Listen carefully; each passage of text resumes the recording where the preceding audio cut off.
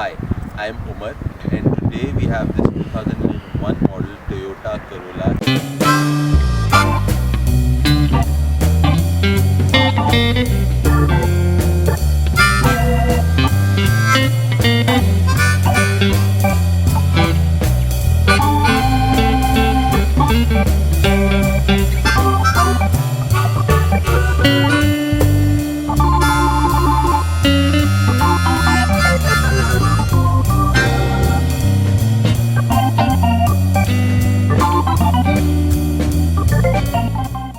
Our Instagram is Bamwheels. You can follow us on Instagram if you'd like to see what cars we'll be reviewing in future. Also on the Instagram we have a more detailed conversation and more regular conversation with you guys.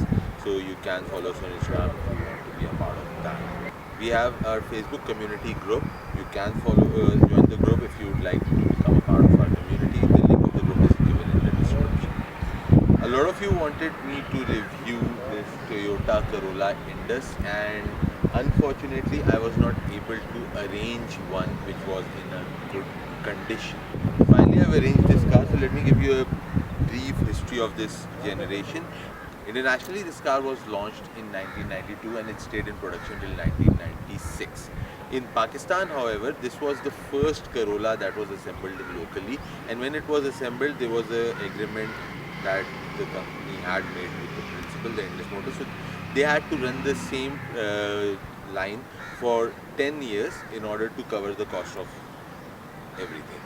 So this car started its production in Pakistan in the end of 93.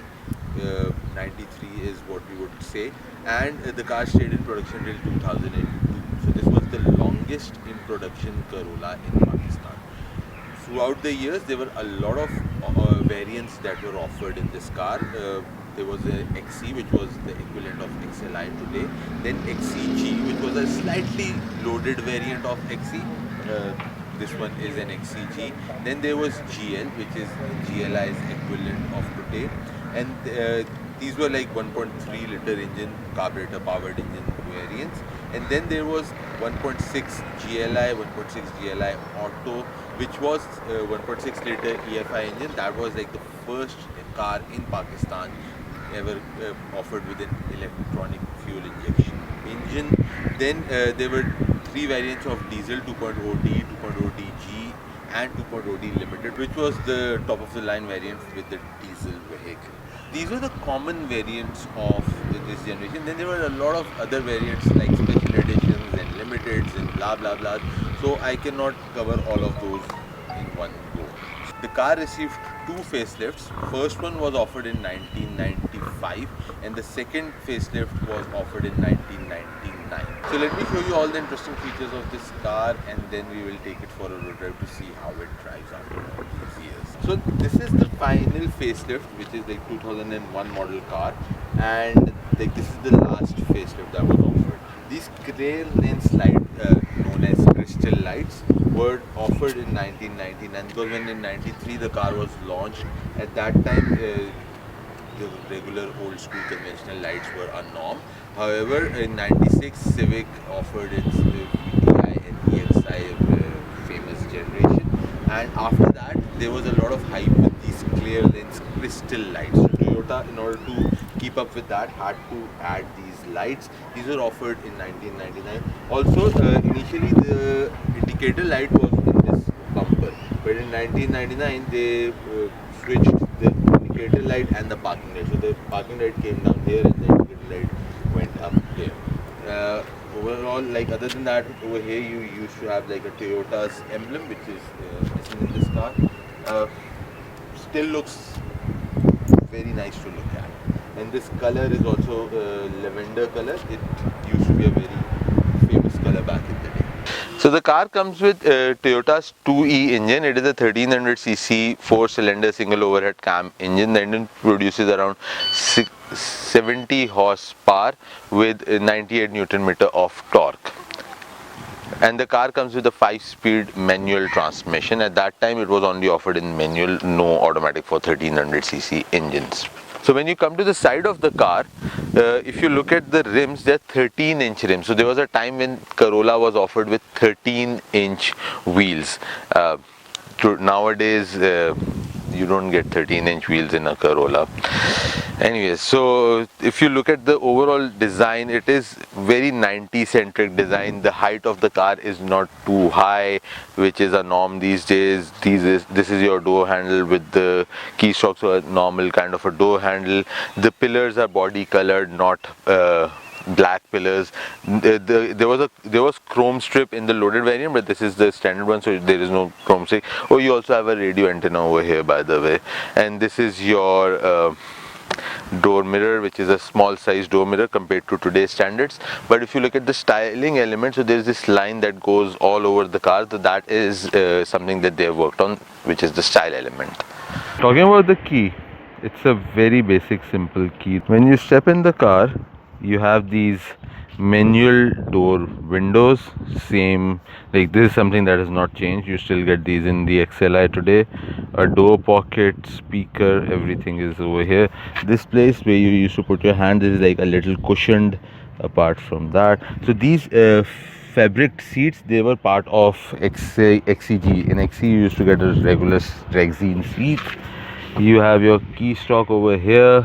You do have this little storage space over here next to the driver, like underneath over there. Let me show you over here. This is the storage space that you have. A coins thing over here. These are empty slots. This is something where you used to have the mirror controller if you had those powered mirrors. This car has these old school adjustable mirrors over here. In the instrument cluster, since this is the XCG, there is no RPM or anything of the sort. You have fuel gauge, temperature gauge. In the middle you have your speedometer with your odometer and your trip meter over here. So coming in the center, you have your AC ducts, your clock. Let's see if it still works. Oh, it still works. Wonderful. Then you have your hazard button, your defogger button, a single DIN music system, your manual climate control. This is one storage socket with the, you see these lines, these are for cassettes. So like cassettes used to like go in like this. You have this ashtray over here.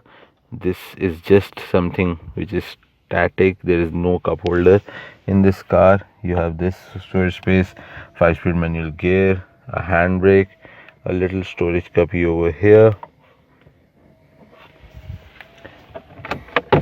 Over here, this is like your glove box. Again, a decent sized glove box. No vanity mirrors. Those were like not the times to have vanity mirrors. And a daylight standard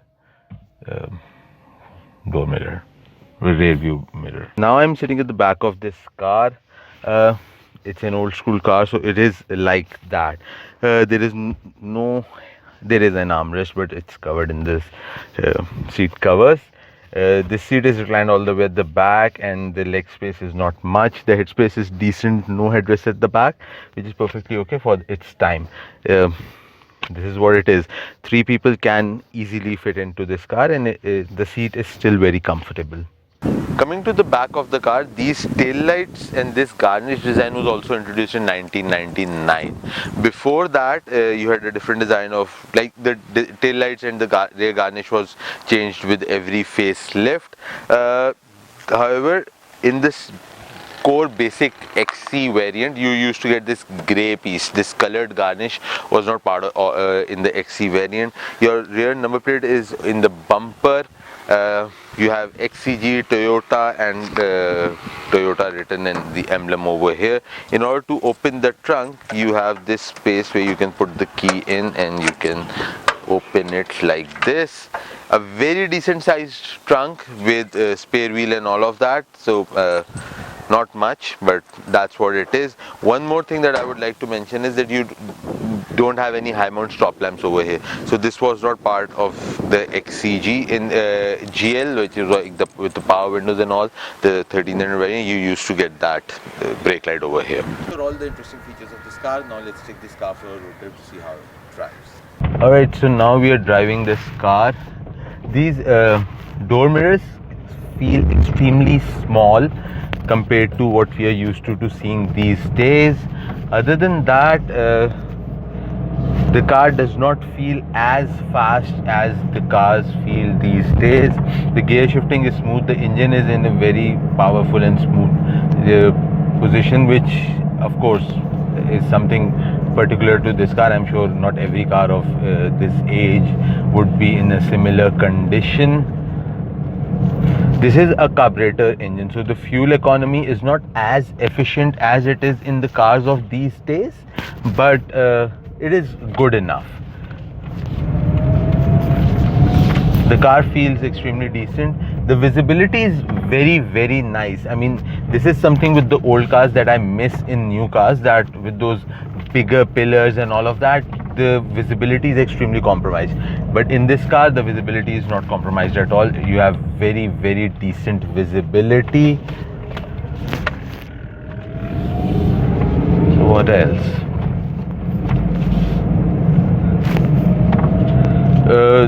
So the parts are extremely easily available at the moment. I mean, since this car had such a long production spell, so you don't have any issues finding the parts of this car. They are very easily and conveniently available, and the value is also retained. So even today, this car is much in demand. So if you are talking about the resale factor of this car, that is also very good.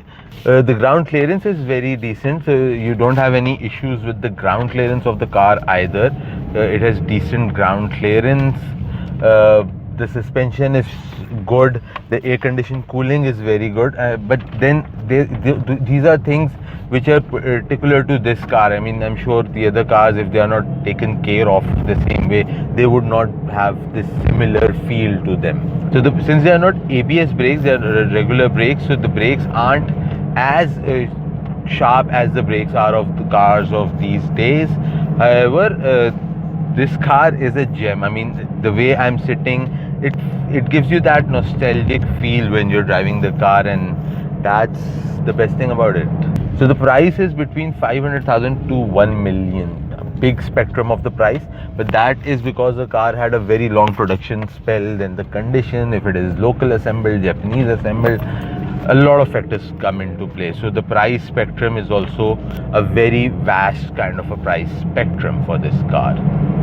This is all about our review of this Toyota Corolla 2DG. Please let us know in the comment section what you think about this review. Till next time, bye.